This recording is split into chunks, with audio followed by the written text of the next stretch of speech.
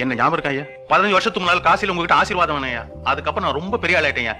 நீங்க எங்க இருக்கீன்னு கேள்விப்பட்டேன். அதான் உங்களை பார்த்துட்டு போலான்னு வந்தேன். ஐயா, அடியனுடைய காணிக்கை. என்ன இது?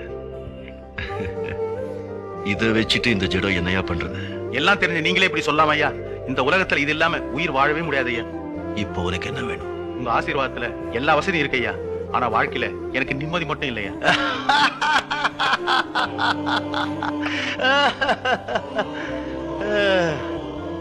இதை வச்சுட்டு உலகத்துல எது வேணும்னாலும் வாங்கலாம் சொன்னீங்க. நிம்மதியை வாங்கிக்கலாமே ஐயா. எல்லார் பணத்தையும் நீயே வச்சுக்கிட்டா நிம்மதி எப்படியா வரும்? உனக்கு எவ்வளவு வேணுமோ அவ்வளவு அளவா வச்சுக்கிட்டு மிச்சம் இல்லாதவங்களுக்கு கொடுத்துட்டே இருந்தா நிம்மதி தானா வரும். பணத்தை சேர்த்துட்டே இருப்பாள், அவன் நிம்மதியே இருக்காது. புண்ணியத்தை சேர்த்துட்டே இருப்பாள், அவனுக்கு தான் நிம்மதி.